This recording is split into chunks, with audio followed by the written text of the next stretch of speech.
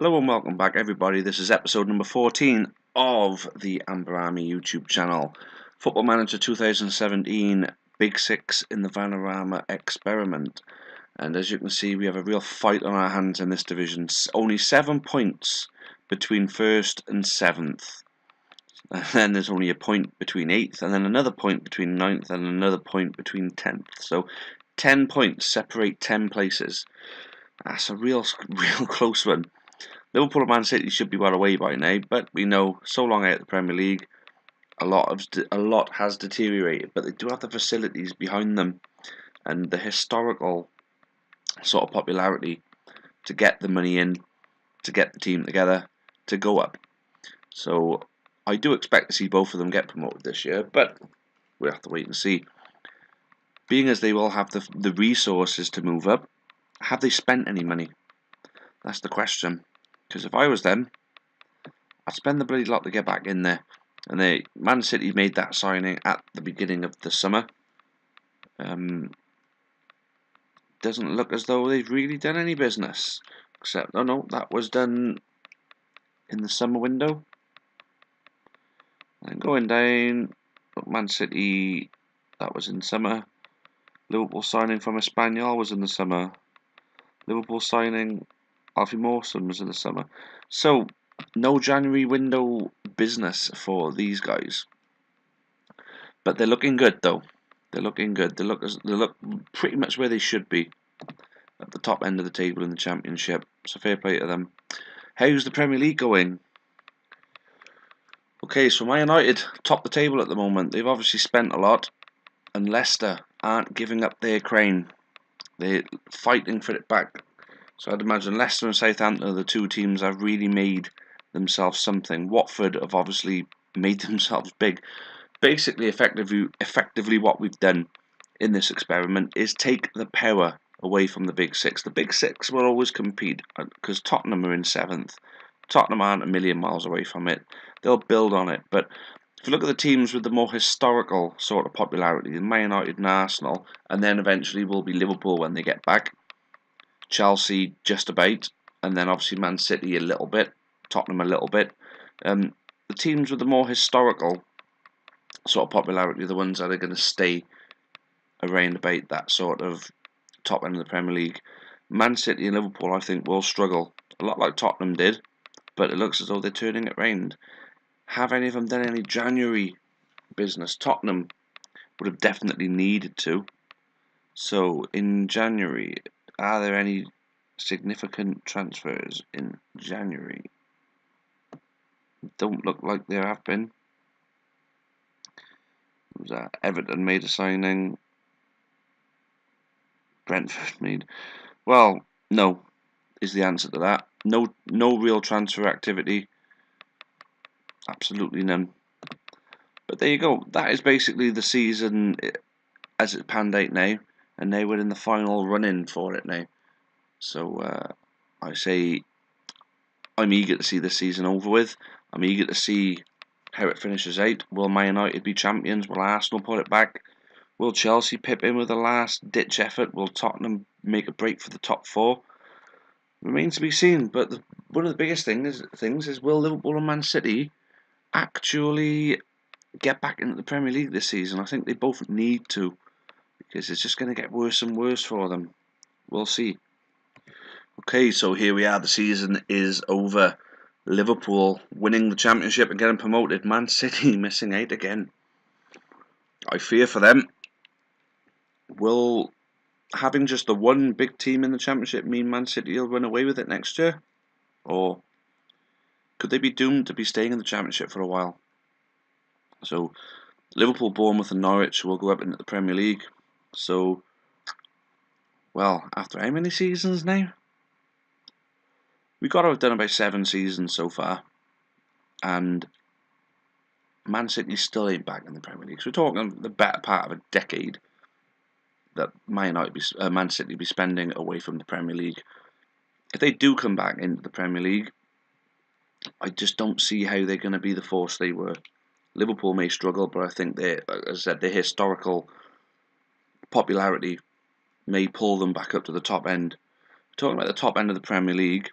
Let's have a little look at how the others have done. Okay, so here it is. Arsenal won the league, Leicester finished second, Man United finished third, Southampton finished fourth. Chelsea finished sixth, Tottenham finished eighth. Chelsea and Tottenham finished. That gap would suggest they could be. Arsenal, have they forced their way back into being the power position in the Premier League? Man United as well. Have Leicester made themselves part of their own big, obviously we've always had a big four or a big six in the Premier League. Have Leicester turned it into the big three? Is that all it is now? The big three: Arsenal, Leicester, and Man United. But say we still got Liverpool to come back into it. Will they be the same team? Probably not. Will Man City come into it next season? And will the riches of Sheikh Mansour, will that pull them back up to the top? It all remains to be seen. But the important thing, one of the things that we have focused on as far as the Premier League is concerned, is the qualification places and the performance of the teams in Europe.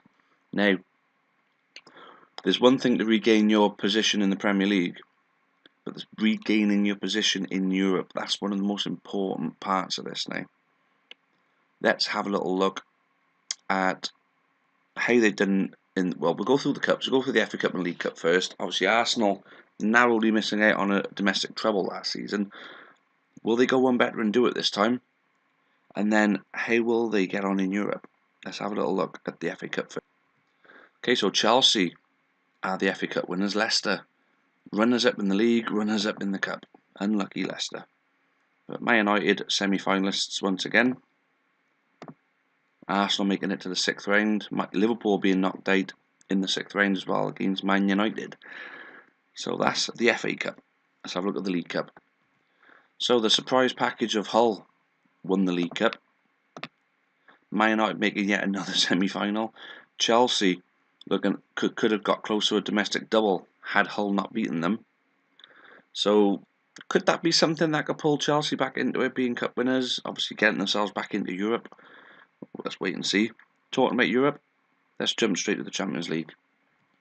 So the final of the Champions League still to be played. But semi-final, no English team. Quarter-final, no English team.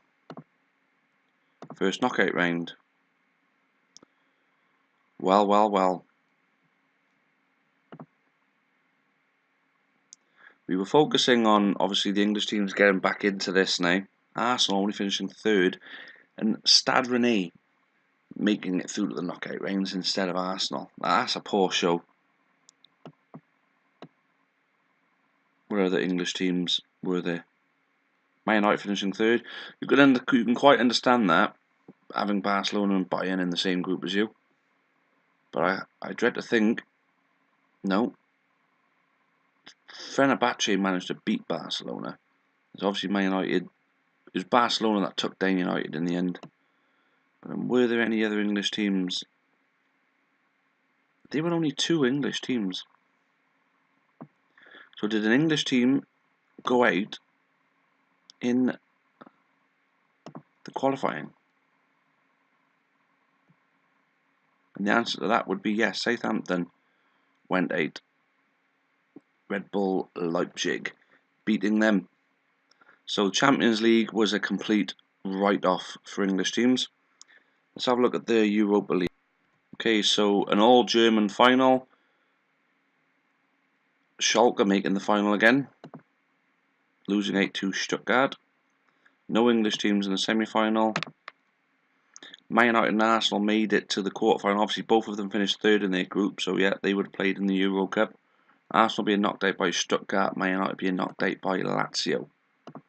2nd knockout round, that's where Southampton fell as well. And Newcastle went in there, so not the worst performance in the world in the Europa League, but still, you would have wanted your team to go a bit further. So what does it mean now for English teams? Where are they in the qualifying places? Let's have a quick look. So it gets worse for England. England are now in 5th. England have 2 in the group stages and 1 in the best place.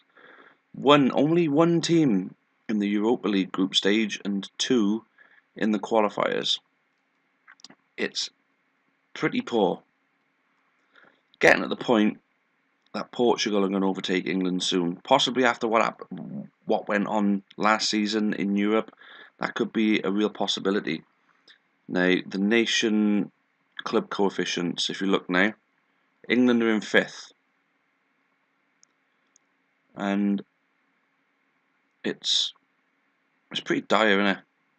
But although Portugal, obviously not doing well enough to ever really threaten England, you can see at the very worst, England getting about 14 coefficients a season.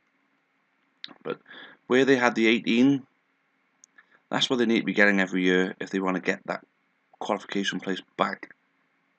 Because Italy have made the most of it. Germany have been making the most of it as well. England, if they're going to get their 4th place back, have got to start winning some European trophies, and soon. And to be honest with you, I just don't see it happening anytime soon, unless the big boys start spending the big bucks, and quick. Leicester are never really going to remain to be a force in Europe at all. The only hope is that Liverpool can hit the ground running in the Premier League and get themselves up into the top 4 and spend a bit of money. Man United have to spend more. Arsenal, as champions, would have built their reputation a little bit more. They have to spend more.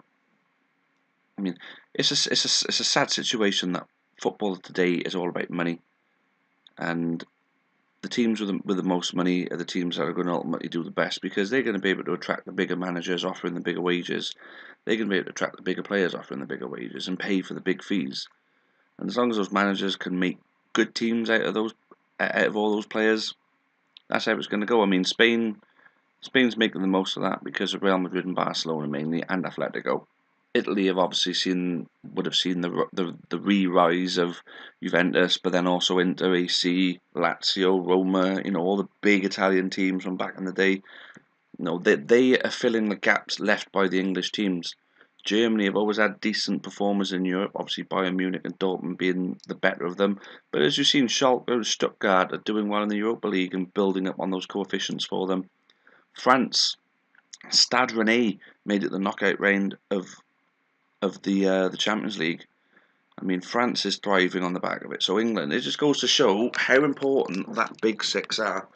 Like I said about the old moral of the old story, you've got to support each other in Europe. You've got to thrive in Europe, because if you lose your European places and you drop down in your reputations, then English football is going to fall behind. And this is proof of it. I mean, I know it's only a football management simulation game, but the thing about it is, it's such a realistic simulation that the in-depth